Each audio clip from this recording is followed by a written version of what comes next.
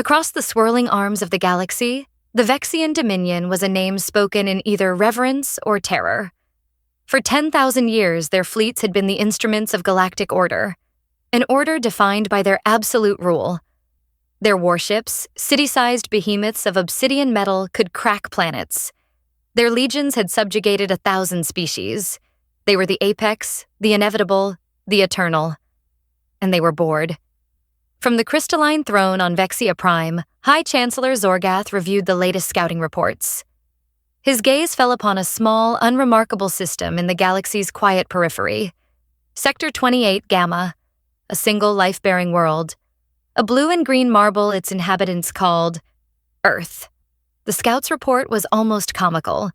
A fledgling species, barely post-industrial. They had just stumbled into faster-than-light travel, their ship's crude contraptions running on primitive fusion. Their planetary defenses were a joke. Kinetic cannons and clumsy nuclear missiles. The planet itself, however, was a treasure trove of rare metals, water, and biological diversity. In the Grand Chamber, the Vexian War Council chuckled. "They are children playing with firecrackers," sneered one general. "Their mightiest warship would be vaporized by a single turret on our smallest destroyer." High Chancellor Zorgath's lips curled into a thin, cruel smile. "And the humans themselves?" "Perfect laborers," the scout captain replied with a bow. "Hardy, adaptable, and blissfully unaware of the true galaxy. They will serve the Dominion well. The decision was unanimous. This Earth would be a swift, glorious conquest, a demonstration of Vexian might to quell rising dissent in the outer territories. Grand Admiral Thrax, the most decorated and arrogant commander in the fleet, stepped forward. "High Chancellor, 100 ships are more than sufficient for this trifle." Zorgath waved a dismissive hand. "No, Admiral. This is not a battle. It is a statement. Take the Third Armada, 500 warships. I want their surrender to be instantaneous. I want their hope to die before their bodies do. Show them the power of the Dominion." Thrax bowed, a predatory gleam in his eyes. 500 ships. It was galactic-scale overkill. A sledgehammer to crush an ant. He would make this invasion a masterpiece of terror. As the Third Armada gathered, a swarm of mountain-sized vessels that blotted out stars, the Vexians celebrated an assured victory. They had no way of knowing their scouts had seen exactly what humanity wanted them to see. They had no idea that their arrogant charge into Sector 28 Gamma was not an invasion, but a final exam. And humanity was the proctor. 150 years ago, on a desolate moon of Saturn, a human survey team found something that did not belong. Buried beneath miles of methane ice was a vault. It was not built by any known race. Its metals were impossible, its systems dormant but alive. Inside, humanity found its true inheritance. The records told a story that shattered human history. A story of a precursor race, ancient beyond comprehension, known only as the Architects. They had seeded life across the galaxy, but they foresaw a future filled with conflict, dominated by empires built on cruelty. So they prepared a failsafe. Earth. Humanity was not just another creation. They were the Architects' designated successors. The Guardians, left to develop in isolation, shielded from galactic politics. The vault was their birthright, filled with technology that treated the laws of physics as mere suggestions. For a century and a half, humanity played a careful, silent game. Publicly, they were the bumbling newcomers to the galaxy. Secretly, in hidden shipyards in the Kuiper Belt and in subterranean labs on Mars, they were mastering the power of gods. They created the Sol Defense Command, humanity's silent shield. At its head was Admiral Eva Rostova, a woman with ice in her veins and the wisdom of ancient star charts in her mind. From the command center deep within Titan, she watched the Vexian Armada tear through hyperspace toward them. Her face was calm, her posture betraying no emotion. "They are on schedule," an officer reported. "Are the welcoming committees in position?"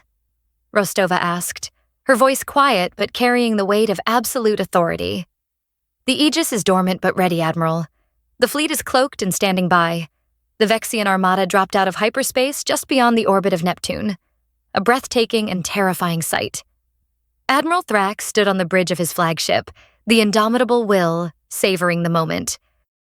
"Open a channel to all planetary frequencies," he commanded. His amplified voice boomed across Earth. "People of Earth, I am Grand Admiral Thrax. Your world and your lives now belong to the Vexian Dominion. Your pathetic attempts at defense are meaningless. Surrender now, and we will allow you to live as our servants. Resist, and your planet will be reduced to a scorched, lifeless rock. You have 1 hour." Thrax leaned back in his command chair, awaiting the inevitable pleas for mercy. Instead, silence. Minutes ticked by. Then a single, unencrypted message came from Titan. A calm, female voice. "Grand Admiral Thrax of the Vexian Dominion. You have trespassed in sovereign space. This is your first and final warning. Leave now." The Vexian bridge crew erupted in laughter. "A warning?" Thrax scoffed aloud. "From these mud dwellers? What are they going to do, throw pointy sticks at us?" He turned to his weapons officer. "Target their largest city. Fire a warning shot. Show them we are not—" He was cut off by Rostova's voice, now hard as diamond. "The warning was not for us, Admiral. It was for you." On the main view screen, the Admiral saw her face for a moment.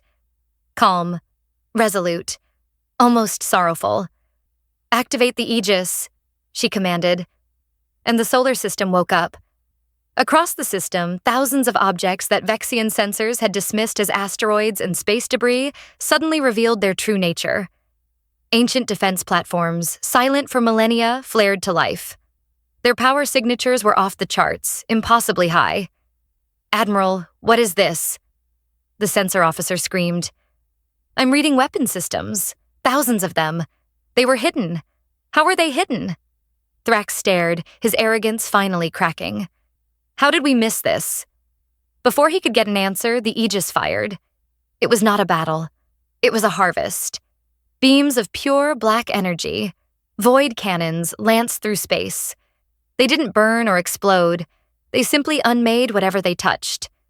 Vexian shields, capable of withstanding the heart of a star, flickered and died as if they were never there. The first volley erased 50 warships from existence. No debris, no explosions, just gone. Panic engulfed the Vexian fleet. "Return fire! Fire everything!" Thrax bellowed, his voice cracking with the first hint of fear. The remaining 450 ships unleashed a torrent of plasma and particle beams, enough firepower to sterilize a continent. The energy splashed harmlessly against shimmering, multidimensional shields that appeared out of nowhere around the platforms. Then came the chronoton torpedoes. They warped causality, striking ships moments before they were launched. A Vexian cruiser would suddenly implode, its crew having experienced its destruction seconds before the weapon even appeared on sensors.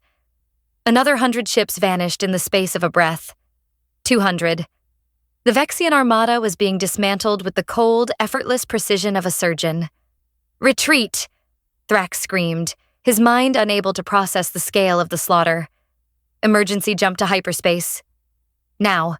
But as their engines spooled up, a crushing force enveloped the entire fleet. Alarms shrieked. "We can't jump!" The navigator cried out, his face pale with terror. "Something is holding us. A gravity well. But it's artificial. It's impossible." They were trapped, like insects in a jar. And then things got worse. From the shadow of Jupiter, from the rings of Saturn, from the darkness between worlds, humanity's true fleet decloaked. They were not ships of metal and circuits.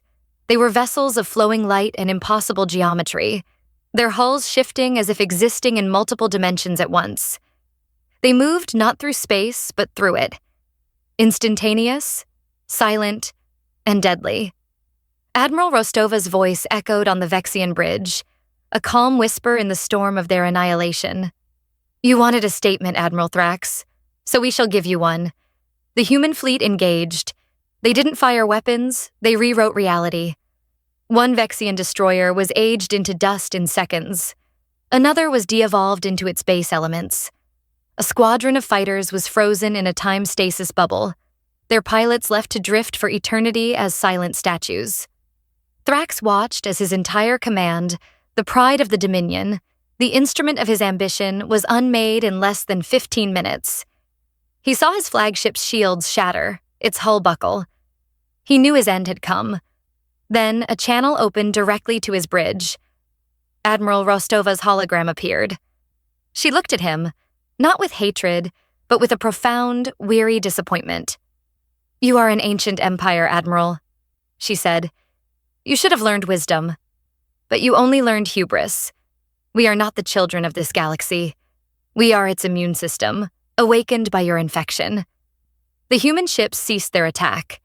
Of the 500 warships that had entered the system, only one remained. Thrax's crippled, powerless flagship. "One ship will be permitted to leave," Rostova stated. "Yours. Go back to your Chancellor. Tell him what you saw here. Tell him that humanity is awake. The age of galactic bullies is over. The gravity well dissipated around the indomitable will." Thrax, broken and trembling, gave the order.